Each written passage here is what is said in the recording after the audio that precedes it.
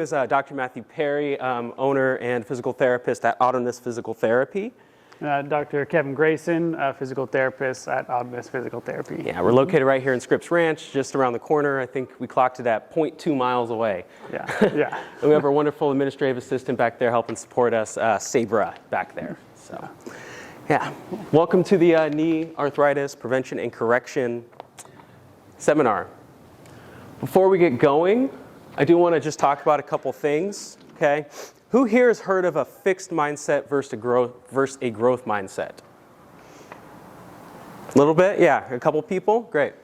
So, fixed mindset. Intelligence is static, leads to a desire to look smart, and therefore a tendency to avoid challenges and avoid obstacles, those types of things, right?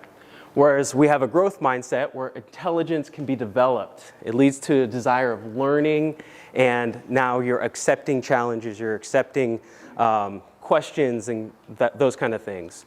I like to bring all of this up because, we as a company have a growth mindset, and we want to make sure that, today we have a growth mindset from all of you, okay? We want this to be an informal seminar. Okay, if you have questions, please raise your hand or just shout it out, okay?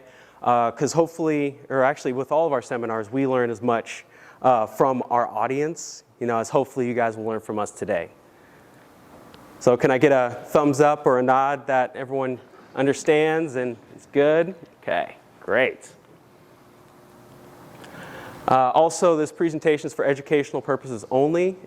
We might do a little bit of moving today. Sorry, we will do a little bit of moving today. We have not evaluated you. We don't know what's going on with you individually. So if something hurts, please don't do it. Can I get a nod from everyone that they understand that?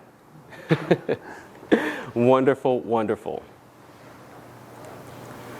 Seriously, y'all, we have no way of knowing what's going on with you. Please do the things within your limitations, okay? And last thing is this workshop is being recorded. For everyone who has signed in to that sign-in sheet, we'll pass it around again. We're going to be sending a home exercise program document of all of the exercises we're doing today, as well as sending you a clipped recording for your own purposes, okay? So, why do we care about arthritis? Why do we care about our knees? Any thoughts? Any from the group here? What was that? It hurts. It hurts. That's a great one. Yes. It's a great one. It's a good one. Why else do we care? Impacts on quality of life. There we go. That's a huge one. Huge one. It's fine if we have pain, but if we have pain that impacts our quality of life, then that's a problem, right? We're all going to have some aches and pains at some point. But if it's impacting our quality of life, that's no good, no good.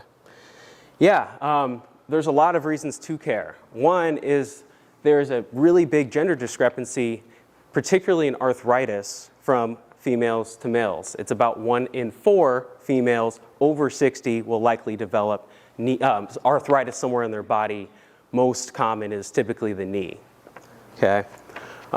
It's a little bit higher in males, but still, we want to make sure we're taking care of our knees as best as we can. Okay? It's also the leading cause, osteoarthritis, OA, is the leading cause of disability in adults over 60. That's pretty significant, right? If we had a way to mitigate that or limit that, that would be very impactful for the society in general, which is why we do these kind of presentations in the first place. High correlation to longevity, okay? We all know, and this is just a fact, that when we finally sit down, and that's either in a wheelchair or otherwise, bad things start to happen. Worse things start to happen, I'll say, okay? That's just a blunt fact of the matter. Weight on your knee versus inflammation. That's a really big one, and we'll talk about that a little bit. We all know that if you have arthritis, maybe in your knees, your doctor told you, oh, if you lose a couple pounds, things will feel better, right? How many people have heard that? Great, great. So we're going to talk about later on the mechanism as to maybe why that's happening. It's not the weight or the pounds coming off, it is the inflammation in your body that is likely decreasing. It's new evidence. We're really learning a lot about that in 2023, actually. Last thing is the knees are weight bearing, and it's terrible to have pain in a weight bearing joint. Hurts with everything you do, right? Any questions so far? Yeah, I have a question. You said Of course. it's the inflammation rather than the weight on the knees? Yes, that's actually what we're finding. And like I said, we'll talk about it a little bit more as the presentation goes on. But yeah, we used to think it was like, okay, well, less pound, in your body, less, forces into the knees. We're actually finding that when you lose weight, you are doing a whole lot of things with your body, including decreasing inflammation within the body that can have a positive influence on a lot of things, but in this case, arthritis, absolutely. So, still try to, lead a healthy diet and, all those kind of things, lose those pounds, but we're going to figure out why that's happening. When you lose those pounds, you start to feel better. Okay? Great question.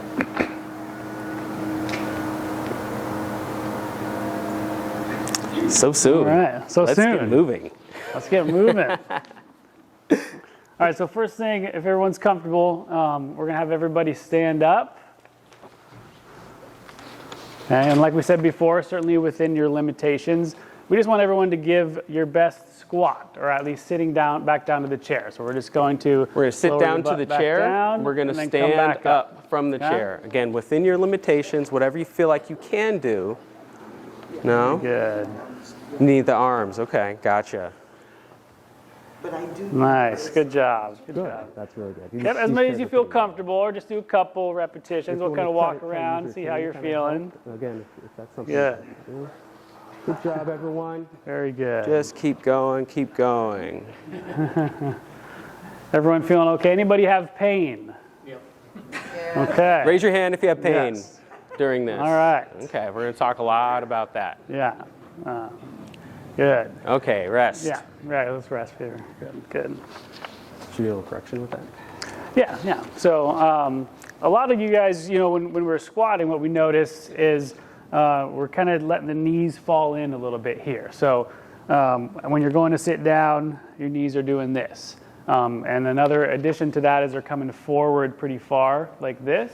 And that's going to put a lot of stress on the knees. So one thing we like to preach is, getting your hips back and keeping the knees right over your feet. Okay. So essentially what that looks like from the side is my butt's getting way back to the chair and then coming back up. Okay. And from the front view, I'm not here. My knees are staying out over my feet. And that really keeps everything in alignment, gets your hips engaged a little bit more, and then takes a lot of stress off the knees. So if y'all don't mind, one more time, let's go ahead and stand up. Again, try to keep the knees directly over your feet. Okay. Since you asked, Get your butt if you don't mind back. my touch, press out against me. Press out against my hands and try to stand up and then come down. Yeah. Yeah, you can do that. Good. So just Yeah, there keep you my go. knees further apart. Remember, knees, so feet a Exactly. little bit wider, feet about hip distance Hopefully you felt a little bit more apart. control. You got a lot more control with that, I Good. can see. With that down and up. Good job. Good. that feel? And even here, you want to make sure you're sitting back, like you're sitting deep into the chair. Yeah, there you go. Good. There you go. It's taking a lot of pressure Good. off the knees. Very nice. That's pretty good. Nose over toes. That's a How's great that feel? cue. Is okay? Yeah. And here, I still have a little bit of weight on my There's heels. a lot of other corrections Yeah. that we may need to work on as well. There you go. But those are kind of usually the two main ones we look at. It's pretty good. Great corrections. For too. at least looking at that reducing before, the stress it looks through really the knee. good. That looks pretty good. Here, I would make sure I'm putting my knees out. just a Did touch anyone more, notice give that yourself felt a little more bit stability. better than the last one? Yeah? Good, good. There you go. A little bit. I'll take a little bit. Gotcha. I'll take it. I'll crave for him. Wonderful. That's very good. Question? Yeah. The back, yeah. So that's the other part of it. Is there some, like I was mentioning over here a little bit, we might need to make some other corrections as well. So there might be something else limiting, if it's tightness in your hips that maybe are causing more stress through the back as you do that motion. Okay. Great question. Any other questions from that? Very good.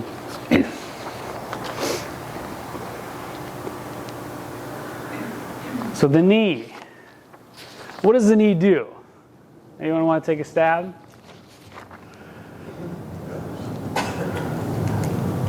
Knee takers?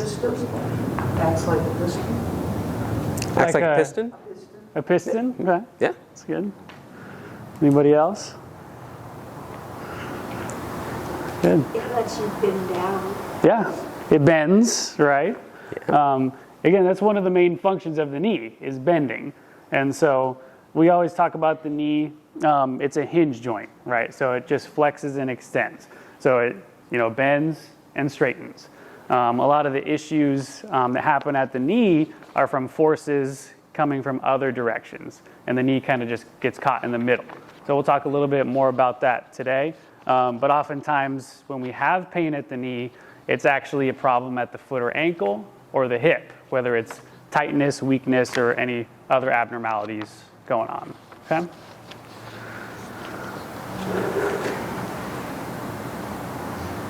So just another picture here for anatomy of the knee. I think we have a little. I think we got a model over here as well. We can start passing around. So again, over here on your right is the front of the knee, where the kneecap is. And on the front of your knee, you have your quadriceps muscle. That is the muscle that extends or straightens your knee. On the back of our knee, we have the hamstrings, and that's what bends your knee. Okay, and then our patella is kind of what connects our femur to the tibia, and it just increases the lever, we say, to help pull and extend your knee. So it provides a lot of force in that muscle as well. Okay. Any questions about just the anatomy in general? We're passing around a model so you can kind of get a better visualization. I do have a question. Yeah. I did have surgery where I had 2 tears in the meniscus. Yep. Does that heal itself? Is it a long-range thing that will be there, or do you think from the surgery a few years ago, it's okay? Yeah, so we'll talk a little bit more about the meniscus later on, but from your question, usually in a meniscus surgery, when you have a tear, they kind of just take that tissue that's torn and they kind of take it out and smooth it out. So essentially you're left with less meniscus after that. So yes, it's taking away your pain, taking away, what's causing your pain, but you are having less meniscus, and the meniscus is a great kind of shock absorber or distributor throughout the knee. So if you have less meniscus, then we can start to get a little more arthritis because there's more force through the knee, and it's not kind of spread out across the knee. Okay? And for everyone looking, the blue things in there are the meniscus. Yeah. Does it wear out or does it get injured, the meniscus? Well, more commonly, it's kind of just general wear over time. And a lot of people, and we'll talk about it again a little bit later on, will have meniscus degeneration or wear and have no symptoms. So 0 pain, 0 functional limitations. So more commonly, the people who have symptoms from a meniscus tear, it was something where they twisted and it popped, and tore, and kind of a traumatic incident. Okay? Does that make sense? Yeah. Great questions. All right. What is osteoarthritis? Anyone want to take a stab at this one? Bad. Bone degeneration, bad. Anyone else? As you get older, you almost always have it. Yeah. Yeah. Everybody has arthritis, right? So it's a natural part of aging. And some people, even as young in their 20s and 30s, start to develop some wear and tear or on the bones, and it's just a natural part of getting older. Okay. It does not always cause pain. And here's a nice image for everybody here. So as you can see on the left, we have kind of our normal knee, and on the right, kind of an example of a more arthritic knee. Now there's a couple, all the bumpy parts we're seeing on the bone are kind of bone spurs. So bone grows where stress is applied. So So over time, if you start to lose some of that shock absorption, then we start to get more stress on the bones, and we can develop some bone spurs. It looks a little, kind of scary, I would say. We'll show a couple x-rays in a second here. So this is kind of just a drawn image of what they kind of portray it as looking like, but it doesn't actually look quite as bad as that. The main thing we're concerned about is that cartilage. So the smooth kind of white part we see on the left side is the cartilage, which is at the end of the bones on the femur and the tibia. And that's what starts to wear down. And when you've heard a doctor say bone on bone, it means that cartilage has worn enough where there's actual bone now touching instead of the cartilage. So the cartilage provides that smooth surface for the bones to articulate together. Okay? Any questions about that? Good. Okay, so this is the more X-ray images we have here. So when we lose the cartilage, we start to lose the space in the joint, right? So again, here on the left, we have a normal knee with good joint space. On the right here with the red arrows, that joint space has been decreased because of cartilage wear and arthritis. So an even more severe version on the right, you can see one side of the joint, which is actually the inside, which is the more common area to develop arthritis, is almost, that's that bone on bone we see right there, right? That joint space has decreased enough so that the bones are kind of hitting on each other there. Okay. Any questions about that? Has anyone seen an X-ray like this or have an X-ray like this? Okay, so a little bit more just about knee arthritis here. You can reduce pain with just fixing some of these movement faults. So essentially, the basic one kind of we just did with the squat, getting the knees out, getting the hips more involved. Some of you saw that reduce your pain with the squat, right? So a lot of what we do as physical therapists is we correct how you move and the efficiency of your movement. And a lot of times when you have a lot of that pain or arthritis on the inside, it's because there might be some movement faults going on. There might be some muscles that need to be engaged that can help reduce the stress on that side of the knee. So we'll talk a little bit about that today, just with some of the exercises we'll be doing. And a quick point on that. Physical therapist or whomever, assuming you're not going under the knife, we're not looking to fix your cartilage. We're never going to do anything, even surgically, to improve that existing cartilage, right? But what we are doing is offloading some of the structures that are causing your pain, okay? And what I sometimes like to say is, if I can live a life that is totally pain-free, who cares what they find on the autopsy on me afterwards, right? Mm-hmm. They can say, oh, he has horrible shoulder arthritis. I don't care. It didn't affect my life at all. Yeah. Okay, so it's all about offloading some of those structures, and we're not necessarily increasing anything. That's kind of from some of our clients who have come to see us and seen other practitioners, they were kind of led to believe that something was increasing. That's not happening. Yeah, that's a great point. Again, we're not going to reverse the arthritis, right? It's a normal part of aging, as we talked about. But there's a lot we can do to offload those structures. Yeah, question? So can PRP injections or stem cell help regenerate any of that? Theoretically, yes. It's still a very new area kind of research. From what I've seen, there's a little bit more information and results with kind of tendons and, more of the soft tissue structures. As far as the cartilage or the bony kind of structures, it's kind of still very new, and they're still doing a lot of research with that.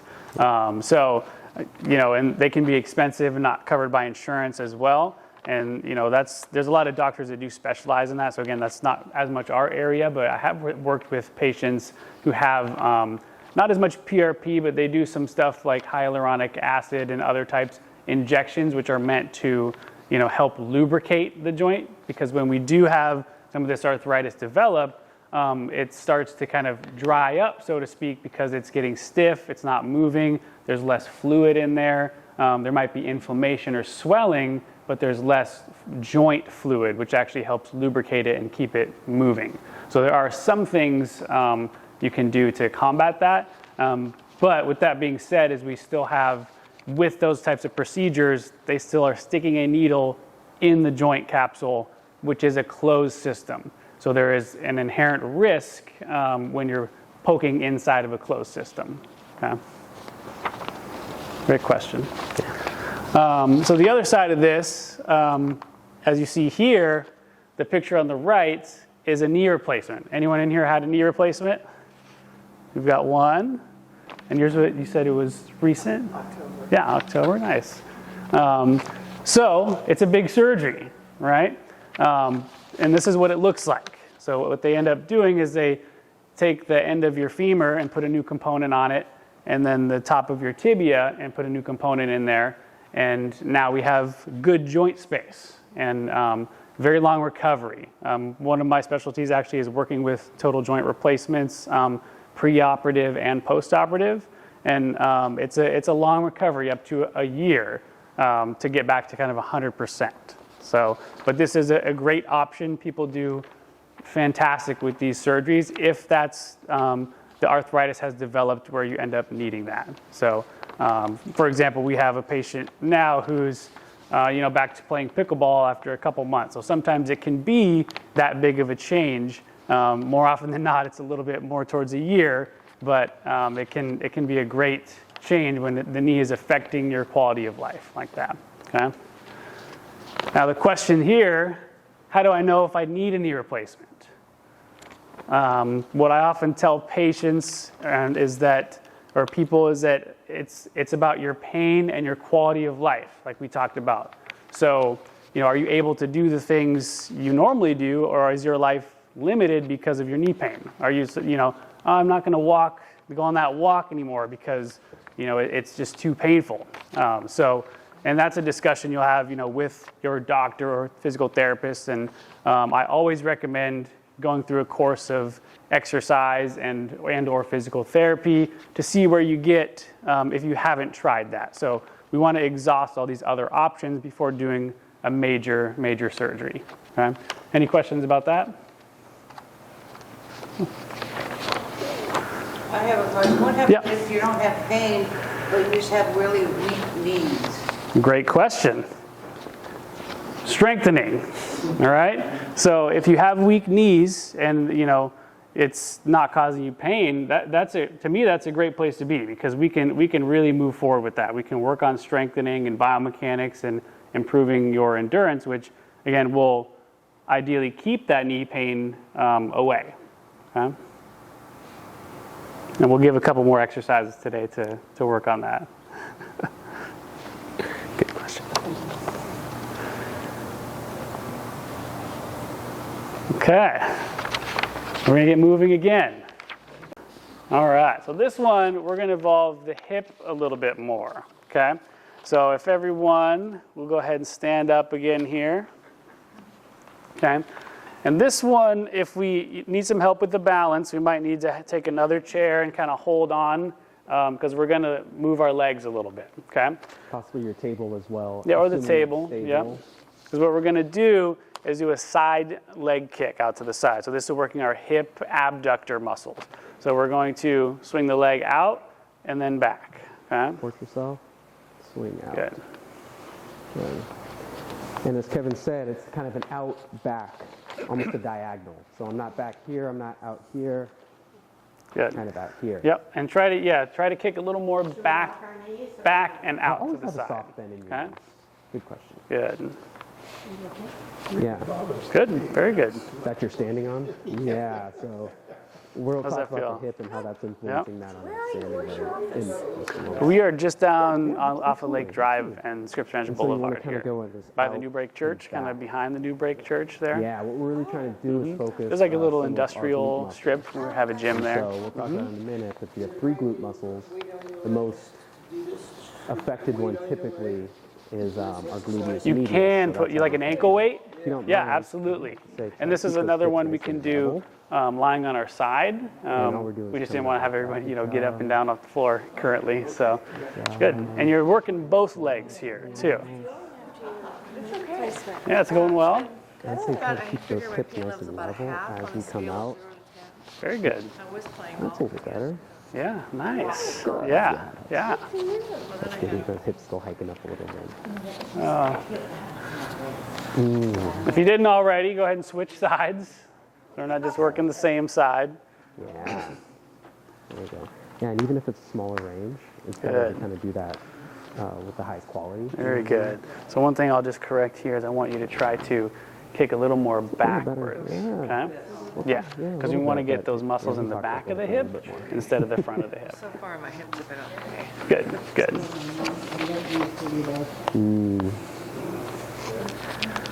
So Good. here, How you we might doing? find That a one's little bit okay? more Yeah, in as the long as I muscles, have the but chair. Yeah, if you're that's okay. Yeah, thinking, the chair will help with the side balance. Yeah, angle, absolutely. Yeah, yeah. kind of target those glutes. Yeah, there you go. You got it. You get the hang of it. Very good. No, it's okay there? Yep. Hurts to stand on that leg? Yeah, Yeah, the inside of my knee is just, Just the muscles working? yeah, yeah. Can you get it all the way straight? what's that? Can you get it all the way straight, or it's kind of in that? Straighten the leg? Yeah, Yeah. yeah. Here, Okay. I'd still really try to focus on that. Is it more both What knees you're or just probably one doing knee? is you're using Both your, knees. your stronger muscles are going to be dominating. That's why it's like, oh, okay, this is easy. I can do this all day. Yeah, When you want to have knee focus on some problems of the that typical weaker muscles. legs would bow. So it's more of a postural that, thing, yeah, about right? 30, But 45 with degrees having that kind of is sufficient. posture, If it is you, more especially common to on this have side, kind of try one not side to become more turn painful your than the other. foot in. Okay. Try to keep it. And it's both. The more common one you see, we call it knock-kneed, right? People like this, but there's just as many people with a little bit of bow, and that just causes, again, one side of the joint to break down a little more because it's taking more force on that side. Very good. Yeah. All right, so those hip muscles, very important to support the knee. Like as we mentioned earlier, the knee is just a hinge joint, one direction this way. So what happens, when we have these forces coming from other directions, it's really the hip that's doing a lot of the grunt work for that. So if there's weakness here, your knee is going to want to fall in. So this exercise we just did is to work the muscle to help keep the knee out and keep the leg out, okay?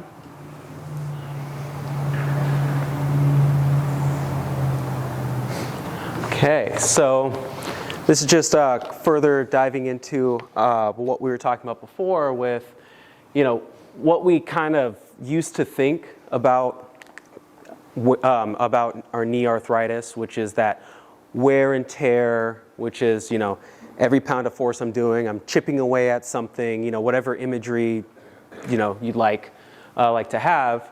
And obviously injury is always a factor in any situation. You get in a car accident, things happen, right?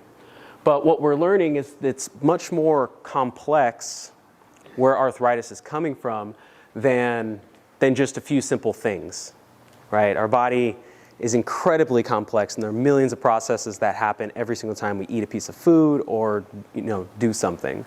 So metabolic syndrome, obesity, things of that nature. Okay, lipid abnormalities. I mean, all of these things can contribute to increased inflammation within the body and increased that chipping away. Okay, I'm really encouraged that we're learning more about the complex nature of our body, because I've had a lot of clients, and I know Kevin has as well, who had a little bit of knee pain. Their doctor said, oh, well, if your knee hurts, stop walking, stop doing all of these things, right? I'm sure you've heard some of those things before, right? And guess what? Their knee arthritis got worse, and they ended up needing a total joint replacement. So we're taking the stimulus away, but their knee arthritis got worse. How does that make sense, right? So, again, going to that, it is much more complicated than we think or had previously thought. Any questions on that? So somebody that does many marathons, is there going to be results from that when they turn 65? So that's interesting, and that's something else there. And did everyone hear that question? No? The question was about marathon runners, or people who have a lot of repetitive stress on their knees. Are they going to have issues by the time they turn 60 or 65 or et cetera? And what we're finding in the research is some of those people, yes, do have some wear, on their joint, but a lot of other people have absolutely no abnormalities in their joint when they turn 65, 70. And so what is that saying to us? Although we can't really regrow cartilage, as of right now in time, we can, our body is going to always, it's going to always adapt to the stresses that are placed upon it, okay? It's called Wolff's Law. It's going to always adapt to those stresses. So if we have a lot of stress on the knee, guess what? Our knee is going to build up in some ways, typically, as long as it's done correctly, to resist those forces and to decrease that wear. Did that make sense? Mm-hmm. Yeah.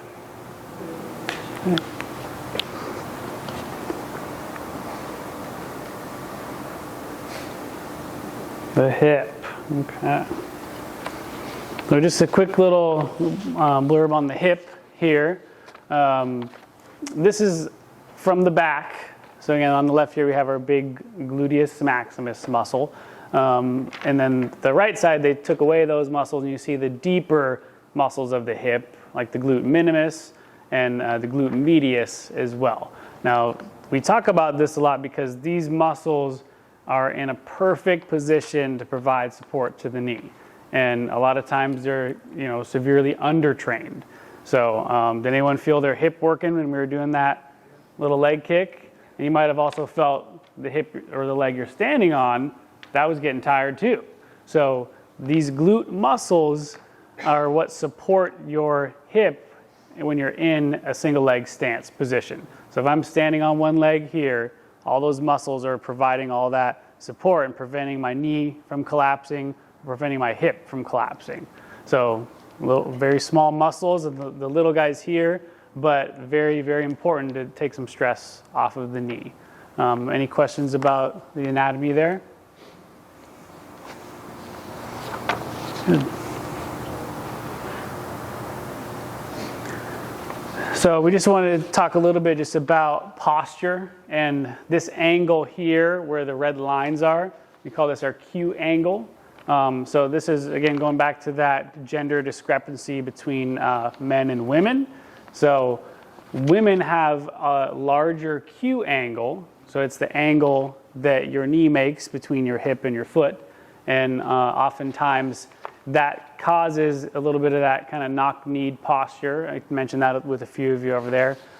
So a little bit higher likelihood to kind of have those knees dive in like that. So, but with that being said, there's a lot of corrections we can make and muscles we can activate to kind of combat that posture if that is kind of what's going on there.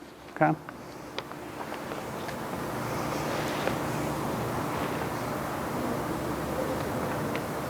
Okay, again, we're going to get moving. Is anyone tired of moving yet? Okay, good. Let's go ahead and stand up, please. Okay, so this time we're going to do a nice stretch for the hip. Okay, so how we're going to do this one, I'll show you from a side view. And if you need to hold on to the chair for this one for balance, let's do that, please. You're going to have one foot in front of the other. Okay. Your back leg, you're going to keep straight, okay? So you're going to try to straighten your knee, and then you're going to squeeze your butt on that right side. And then we're going to lean forward a little bit, and you should feel a stretch in the front of your hip or in your thigh, okay? Ideally higher up your thigh, okay? We'll hold about 15 seconds, and then we'll ease out of it and switch, okay? So we're stretching the muscles on the front of the hip here. I'm feeling that in the back. that back leg You feel that in the thigh there? up in here. Yeah, good. I'm actually getting, Yeah, that's not for hip. Oh, nice, nice. so I do. Okay. So what you might want to do is bend that back knee just a touch. Oh, nice. Yep.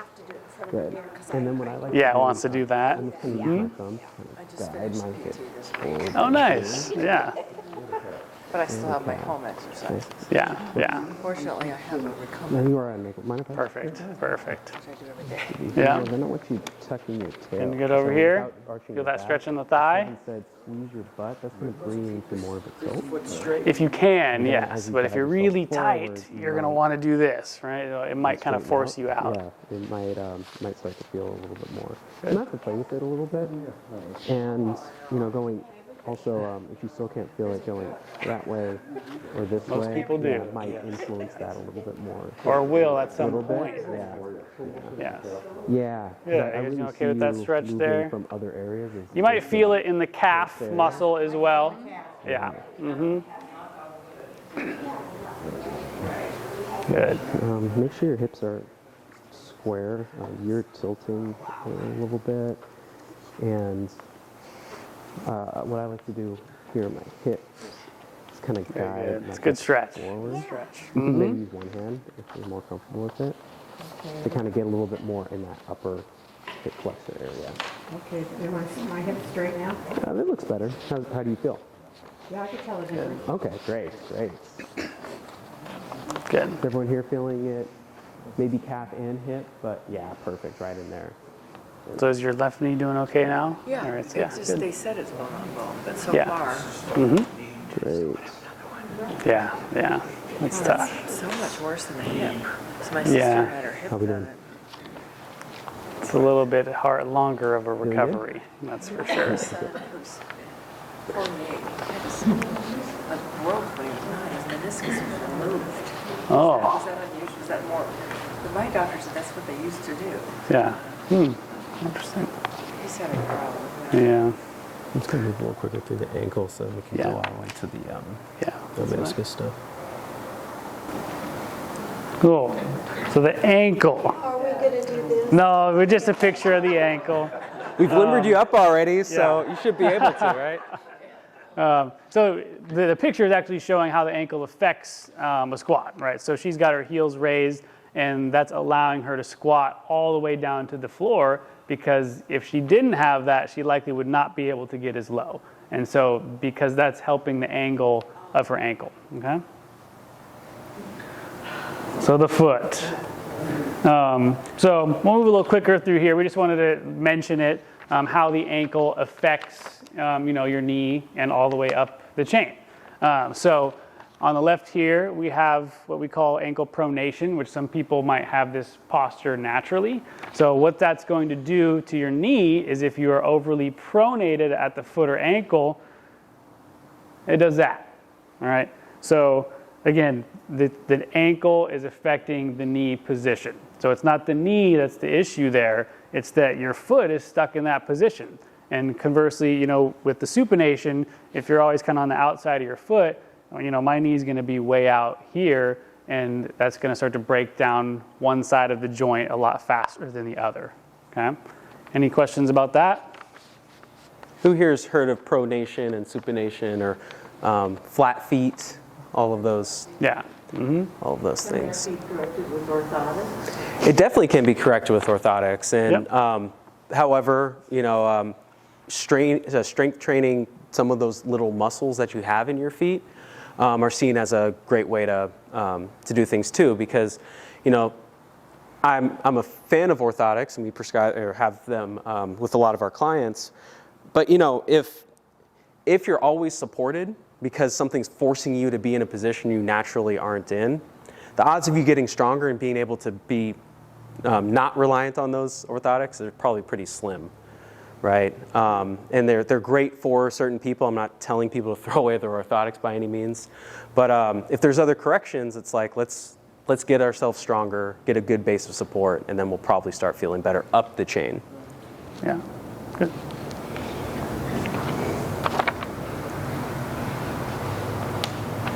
Okay. So yeah, quick review, just what we kind of just talked about. As you see here, this woman is doing a squat with flat feet, or we're just kind of showing how that foot position is affecting her squat. So even, sit to stand, right? So it's one thing to stand and walk kind of with the flat foot and your knees maybe diving in, but how many times are you standing up and sitting throughout the day? On and off the couch, in and out of the car, on and off the toilet. So if we're doing that with these flat feet and always causing that stress on the inside of the knee joint, it's gonna kind of wear and tear a little bit faster than normal, okay? Yeah, imagine if I was doing this 30 to 40 times a day for decades. It's like, well, no wonder why my hip might hurt or my knee might hurt or something like that, right? Want to try to be nice and balanced. We're never going to be 100% symmetrical. Our bodies just weren't designed that way. But we can get a lot closer, closer to that. Yeah.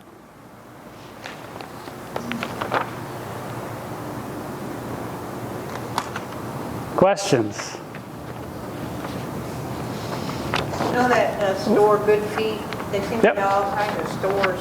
Yeah. Those arch supports, they're not cheap, and they want you to buy shoes. And I even see them on the cruise ships. They have tours. What Yeah. do you think about all that and the cost? And Yeah, so it certainly can help, but kind of as Dr. Matthew mentioned, is it's not going to be a fix, and but it can provide some support for your foot and your arch, which can, as we noticed, can affect the knee position. What I would say with a lot of those kind of stores is that they kind of sell the orthotics to everybody. I don't think anyone goes in and out of the store without getting one. So, how specific are they being with what's going on with your body and your foot and ankle? They're doing a little assessment, but, I think it'd be beneficial to get evaluated, by whether it's a, orthopedist or a podiatrist or a physical therapist, right? So really getting some of that support, especially before you're dropping the money on it, right? Yeah. Mm-hmm. Good question. We always have to be aware, like, who's seen the Dr. Scholl's, like, step on this and we'll tell you, like, whatever, in CVS or wherever, right? Yeah. Do you think it's in Dr. Scholl's, whoever they are, their best interest to say, no, you're fine, you don't need us? Yeah. At the end of the day, it is. You always have to figure, understand where you're getting that information, right? Is sitting with your legs crossed like this bad for your knees or your hips? Want me to take that? Or you want to Yeah, you can see that. I would say it probably doesn't have much effect on your knees. However, your hip, if you're constantly crossing your leg to one direction, which most people do, particularly if you have an injury on that side, there could be, you could develop some tightness or some things like that, right? Some asymmetry. So I would say if you're going to do that, try to alternate. And everyone has their preferences, but in the hip, it's really interesting. You can have tightness and weakness in the same area, whereas other areas in the body, it's normally just weakness or tightness. So that's where it becomes very complex in that area. Yes. In your practice, do you cast people's feet? Do actual casting of the feet? Yeah, it's a great question. We do not. In our practice, we have heel lifts and we have some other supportive devices and things like that. But we do work with a wide variety of podiatrists and things like that. We try to correct the functional dysfunctions. But if someone has something that's incredibly structural, there's a lot of different, forefoot varus and other things like that you're just born with. That's when you need to go to seek some extra help on that to make sure that you're adequately supported. And so if that's the case, if it is structural, I would definitely not recommend whatever the over-the-counter corrections. Yeah. Good. Walking downhill sometimes causes a lot more pressure on your knees. Do you recommend using a walking stick or going downhill? Yeah. I do recommend anytime we're out here in our beautiful community, in the trails, to maybe have a walking stick. have it and not need it instead of need it and not have it, of course. But in my experience, the reason why our knees typically hurt going downhill versus uphill is because when we're going uphill, we are typically in control. We're kind of pushing ourselves up that hill. However, when we're going down stairs or hills, we kind of are almost slumping down. Okay. The hill's pushing you down. The hill's pushing versus you down. going up the You're hill. just keeping yourself from falling down this hill, right? And so if we work on some of the mechanics with our clients, they have a lot of success of controlling that down the hill. I like to think of imagery here of Cinderella. Okay, you know, when she gets all done up and all that stuff and is finally walking down the stairs all graceful. That's how we really want to be walking. It is that grace because we're in control this way, right? Everyone can see I am just kind of gliding, hopefully, across the room. So do you have any exercises that you recommend for walking downhill? That is where things can get a little more complex because we need to figure out, is that a hip thing? Is that a knee thing? Is that a control thing? Is that a strength thing? Or is it just the brain-body connection of all of this? So what I would recommend everyone try when they get home is, again, thinking that Cinderella kind of thing, because you want to think of yourself as lowering yourself down. We'd need to kind of take a deeper dive and see what those mechanics are for you specifically. Great questions, everybody. Yep. I play pickleball much. Yeah. And, No such knees thing. are sore. Yeah. Yeah. And I've tried different support, especially my left knee when I'm playing. You have the compression type. The one I've been using is called Posted, but the kneecap is open. The straps are above and around it. What are your views on the different supports, or if you should even be wearing them? Yeah. So my question is, how does it feel when you wear it? It feels fine. Does it feel better? Like it feels like it helps provide some stability to your knee? I think maybe it's just me thinking it provides stability, but Yeah. yesterday I played and got to put it on, and I didn't notice any difference. But Yeah. put it on after the second game. So most of the research on knee braces is pretty inconclusive as far as if it actually gives any support. In fact, it probably doesn't really give any support at all. But psychologically, it gives a lot of support, right? You feel like, it's being supported. There's a sleeve on it. It's like, oh, that feels good. So the placebo effect is something we talk about a lot, and it's can be very, very helpful as far as providing some reduction in your pain or your symptoms while you do these certain activities. So I don't ever go straight to using a knee brace, but I think people, if they come in and say, hey, like I've been thinking about buying a knee brace, just try it. It's certainly not going to hurt. Unless there's some braces, you might buy a complicated one that is like, okay, that's too supportive, you can't move. But for the most part, it's not going to hurt, and it can provide some of that, psychological confidence and stability, right? So does that make sense? Yeah. So I've heard that if you wear a knee brace too frequently, that it can actually work in reverse, that it weakens the knee because you become dependent on it versus building up the muscles themselves. Right, so that's where I was going down the road of kind of too supportive of a knee brace. So I think what we're talking about is kind of more of a sleeve, maybe a couple of small straps.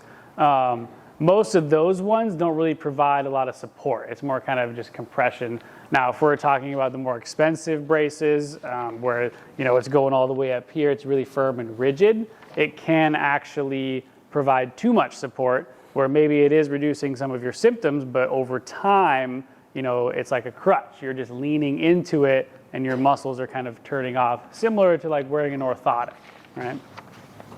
Cool. Good question. Mm-hmm. How about compression stockings? I can't wear them because they just are too claustrophobic. Yeah. Is there anything else that you could use? And probably not. That's it. Just the compression stockings. Yeah, so her question was about compression stockings, and oftentimes those are given for edema or swelling, and that's kind of more specific on what's going on with you. Those are often recommended by the doctor. It could be maybe if someone has lymphedema or if they had a surgery and then they have a lot of fluid after, they're given these compression stockings to wear temporarily. But they're not usually recommended if you just have knee pain and a little bit of swelling. But that's more of like a conversation with the doctor and just making sure, because sometimes you can do a little too much compression and cause other things.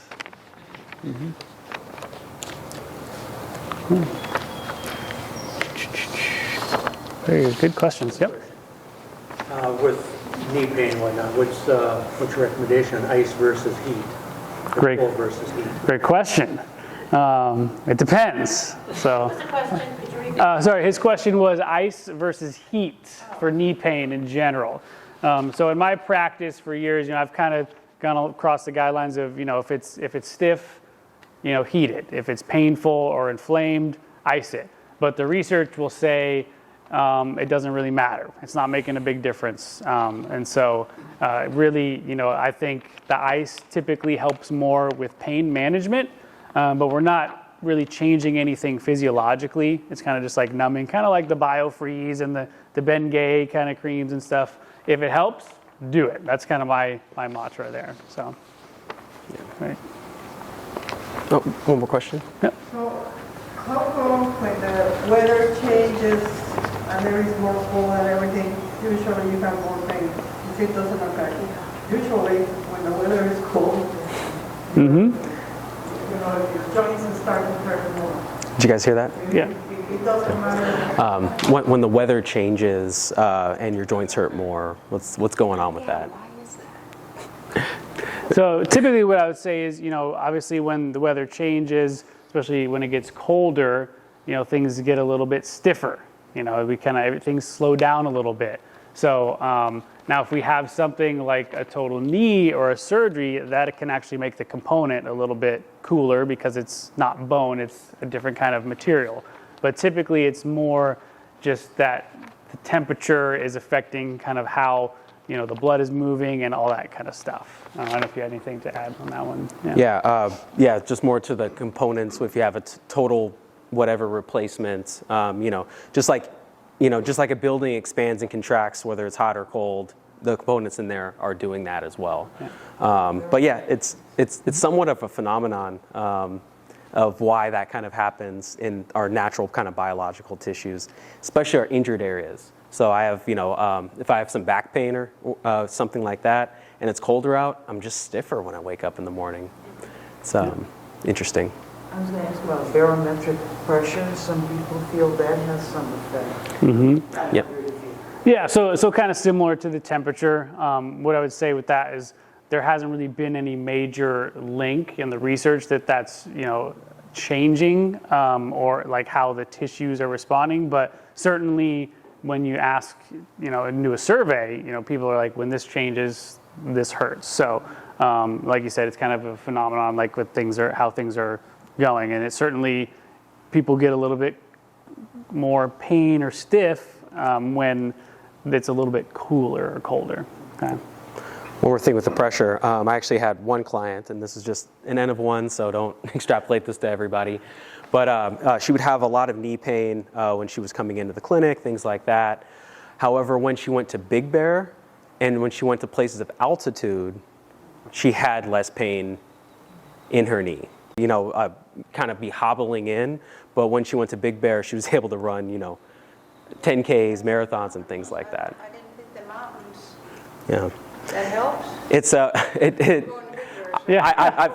done what I could to look it up. There is very little to no research confirming that, but still a very interesting thing.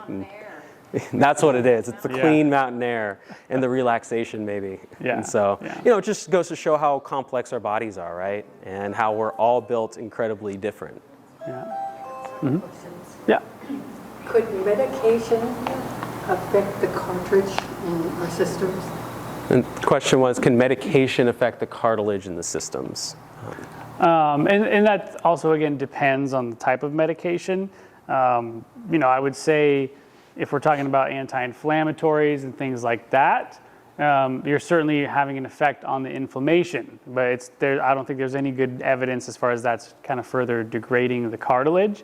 Now, where there is evidence is, I'm sure you've all heard of steroids or cortisone injections.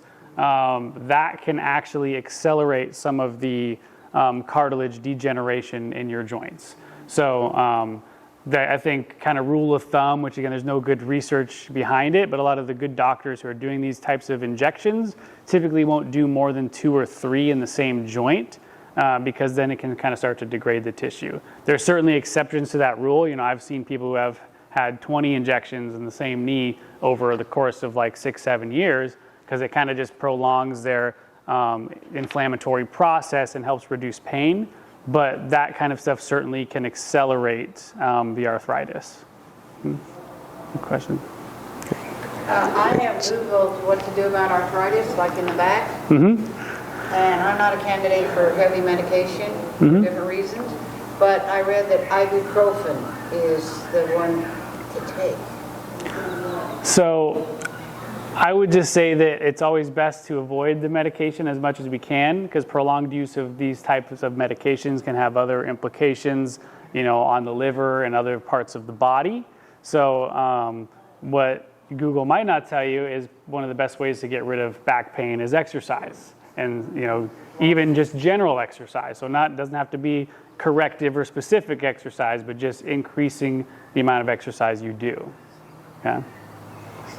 Nudge, nudge. You talk a lot about can you discuss a little bit about feet issues? Because obviously they're all connected, and a lot of older people get plantar fasciitis. Yep. Can you just discuss a little bit about some, or other heel spurs or things like that? So we can kind of see the connection between your feet and your knees and your hips. Can I take that? Yeah. Okay, as an illustration, everyone who can't see my feet, stand up or get to a place where they can see my feet.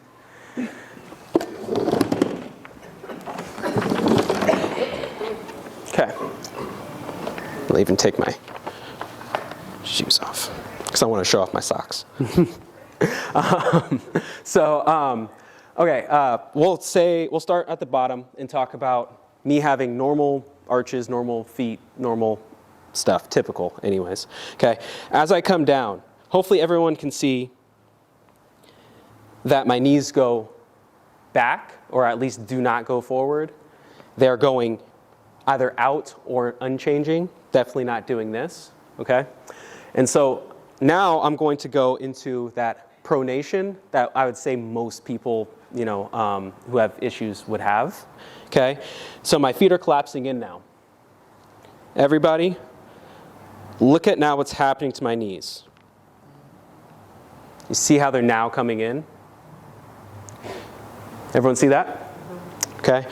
When we're doing that, not only are we putting a lot of pressure on the knees, like we've talked about, you know, at length here, we're also putting our glutes in a position that cannot work.